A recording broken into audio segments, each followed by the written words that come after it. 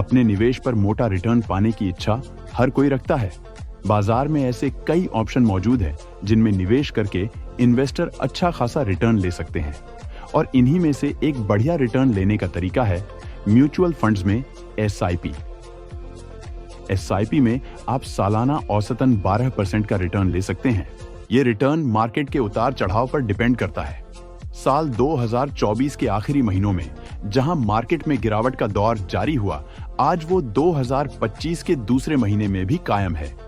ऐसे में इन्वेस्टर्स का भरोसा मार्केट से डगमगा रहा है और कुछ निवेशक बीच में अपनी एसआईपी को बंद कर रहे हैं।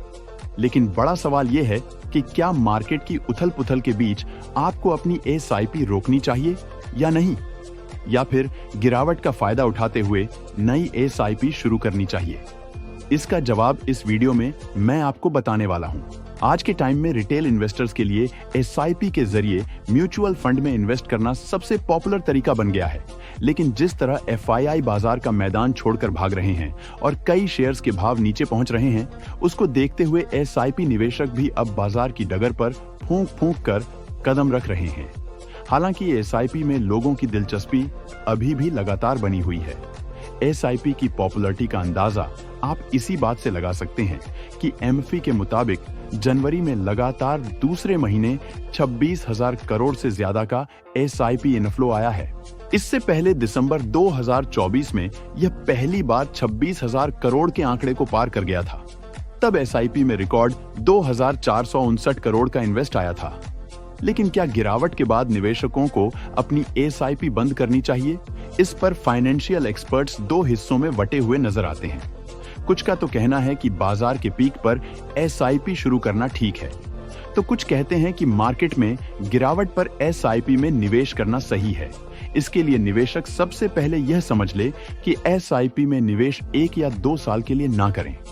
एसआईपी में निवेश करना है तो उसके लिए कम से कम 10 से 15 साल का लंबा टारगेट आपको रखना होगा, तभी आप ज्यादा से ज्यादा रिटर्न का बेनिफिट ले पाएंगे। साथ ही ज्यादातर फाइनेंशियल एक्सपर्ट्स मानते हैं कि गिरावट के टाइम पर एसआईपी में ज्यादा इन्वेस्ट करना बेटर ऑप्शन हो सकता है। इससे गिरावट के टाइम पर निवेश करने से आपको फंड की ज्यादा यूनिट मिलेंगी, जिसका फायदा मार्केट में करेक्शन के बाद आपको फ्यूचर में दिखाई देगा। इसलिए मार्केट में डीप में एसआईपी करने का समय ज्यादा बेटर है, और एसआईपी में देरी का मतलब निवेशकों के लिए बड़ा नुकसान हो सकता है। लॉन्ग टर्म में निवेश करके आप मार्केट की गिरावट की भरपाई कर पाएंगे, लेकिन कम टाइम के लिए निवेश करके आप मार्केट की गिरावट के नुकसान की भरपाई नहीं कर पाएंगे। हालांकि गिरावट के टाइम पर एसआईपी शुरू करने से रिटर्न में मामूली अंतर हो सकता है, लेकिन लॉन्ग टर्म में इसका असर ना के बराबर हो जाएगा। इसलिए फाइनेंशियल एक्सपर्ट्स कह रहे हैं कि बाजार की लॉन्ग टर्म स्टडी से पता चलता है कि एसआईपी करने की शुरुआती सालों में कम रिटर्न मिलता है। वहीं साल बढ़ने से पहले तुलना में अगर ज्यादा रिटर्न मिलना शुरू हो जाता है तो आपको जरूर इस तरफ जाना चाहिए।